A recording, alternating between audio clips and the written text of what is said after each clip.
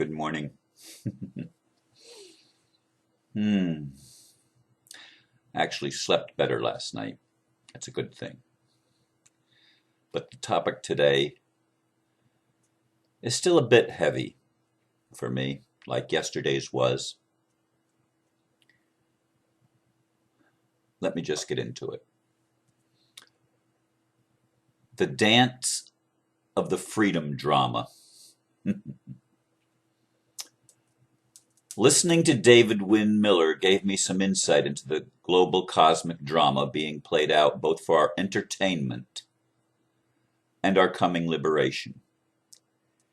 He does some amazing dancing with the swirling energies on our planet. At some points in his story, he appears to be on the side of the people and real justice. At other times, he appears to be in bed with the elite. When he says the Magna Carta and the founding documents of the United States are worthless, he is not doing the people any favors, and he is always allowing the government to escape lawful accountability to the people. Then, when he tells the bankers how much money they can make by principles of the fractional reserve banking Ponzi scheme, I begin to wonder what kind of game he is playing. Is he just one of the dancer actors in the unfolding drama of the return of freedom to the people, playing both sides? Maybe.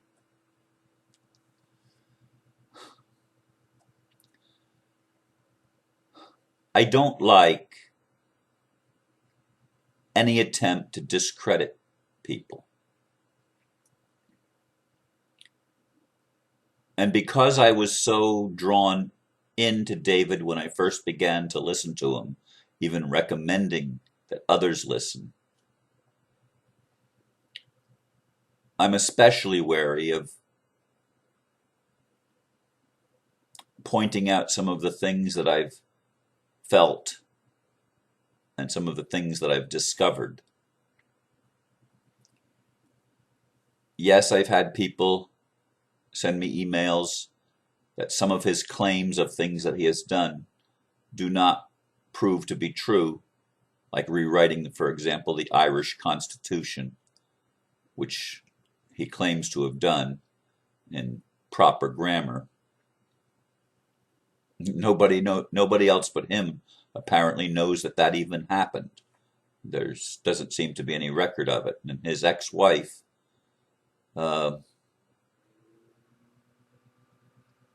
I didn't read all of her story, but I read enough of it to know that things that Mr. Miller says are not as integrable as he would let us believe, and as I initially believed. That doesn't mean that his work is worthless. It doesn't mean that everything he is saying is wrong, and I'm not saying that, neither am I implying it. I believe he's added some interesting elements to the discussion, and I think that's always valuable. But he does seem to have what my friend Bruce Morgan used to refer to as an ego grande, a huge ego, and he may even sometimes have a little bit of delusions of grandeur as he portrays himself as this perfect, most intelligent of all beings. His ex-wife says that he even discounts everything that Jesus said, for he taught falsehoods, according to his ex-wife, dismounting the English translations, and who knows, maybe even the Aramaic originals that Jesus would have spoken in the 1st century AD, at the very onset of that time, which again, like our present time, was in the cusp between two ages, if you will. In any case, there is a drama and a dance going on as everything in our world gets questioned. And I think the questioning of the things in our world is a good thing, including our questioning of our religions, including our questioning, and especially our questioning, I should say, of our government. Governments that have been commissioned, if you will, as trusts by the people, for the people, have long betrayed that trust. And it's really important that we look closely at this dance that's going on right now in our world between factions of dark and factions of light, and sometimes it's hard to tell which is which. I know that all of those factions are in me, and I'd like to invite you to consider as fact that they're all in you too. That anything that exists in any one of us exists in all of us, to a greater or lesser degree for sure. Not everything is easily apparent to us because so much still lies within the realm of the unconscious. And since our present point of view does not draw into its field of reference the points of view that it had in previous incarnations, and sometimes even in a single lifetime, we can develop forgetfulness about things that we went through at other times in our life. Sometimes things can be so traumatic for us that we literally build psychic walls, if you will, around those events so as to keep them isolated from our mostly conscious mind, so that we don't have to deal with the pain and the disappointment and the other elements that we consider negative. We segment it off, and we get to a place where we're even in denial about our own experience. Looking at all of these things, these patterns, these behaviors, these defense mechanisms that the human mind and the human experience has shown us are present within the human family, and therefore within each of us, because we're all part of that family. It should bring us to a place where we are willing to hold on to our beliefs less rigidly, or that we're willing to not take ourselves so seriously. And Mr. Miller, to me, takes himself, maybe, I don't like using the word too seriously, that's what I was going to say, because people tell me I'm too this or too that, and I look at other people and I say, well, she's too this or he's too that, whatever it is, but that's simply an opinion. Maybe I'm taking someone out of their comfort zone when they say I focus too much on politics or too much on conspiracies. I've had those charges brought against me many times by sometimes fairly close friends. And so when I start doing that to someone else, I am immediately brought into the recognition of how many times it's been done to me. And it doesn't produce anything good by saying somebody is too this or too that. We are each where we are. And I'm convinced more and more that loving and accepting people where they are is an important first step, at the very least, of healing the wounds that we all have experienced in our lives, in our many lifetimes. And each of us, I believe, truly, is just one facet of the higher soul, if you will, of God, experiencing God's self in each sentient being, whether human or non-human, whether terrestrial or extraterrestrial. It's God experiencing God's self, or the prime creator creating itself through individual expressions, because I'm convinced beyond the shadow of a doubt that the prime creator is in everything. The creator is in creation, period. In all parts thereof. In everything that exists, there is a divine element. And that's the basis of love, and it's the basis of unity consciousness, which is essential if we are to create together heaven on earth. If we are to create a kingdom of true righteousness, the righteousness has to be based not on some segmented belief system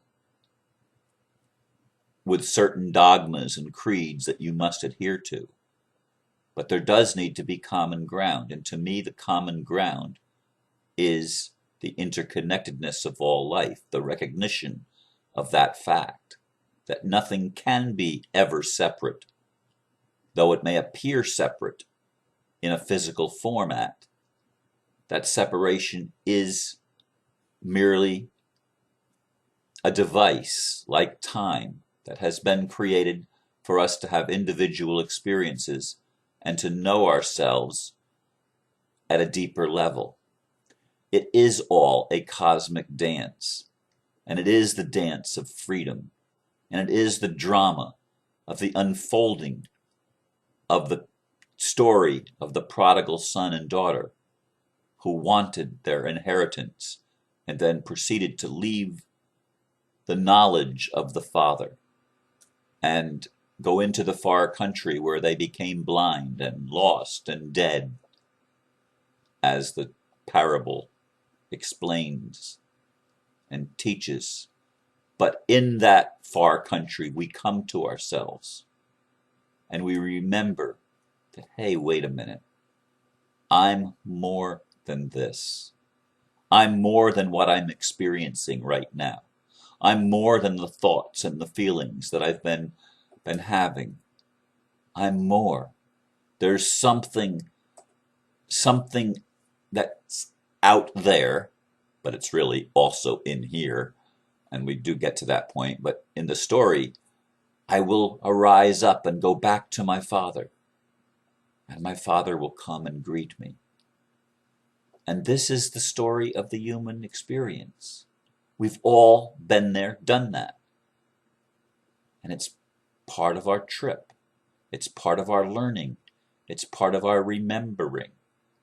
It's part of the drama, of the dance of life itself, experiencing itself and moving ever forward to greater awareness, even when the experience seems to be the exact opposite, moving into lesser awareness, the dumbing down of our consciousness. Well, they've been trying to dumb us down, haven't they? Haven't we been experiencing that? But it hasn't worked, because there's something of a cosmic nature that is producing the anti-adromia, the reverse flow of energy, to bring everything that's been hidden to the surface. And that's why things appear as they appear. It's a dance of freedom that begins with the realization of slavery, of bondage. That religion and belief systems and political ideologies have bound us to a limited experience, or an experience of limitation. But that's all coming apart right now in 2013. As the underworlds have been opened up for us to see, the unconscious elements of the human family have been brought forth for us to see, as well as the cosmic implications of that. It's all being brought to the surface where we can look at it, each in our own time. So I appreciate Mr. Miller's contribution, even if it does seem confusing at times. Even if some of the things that he is saying may not be as congruent as he or others would like, none of us have achieved complete congruency at this point in time. Obviously, that's true because we still have all of this polarization that's going on.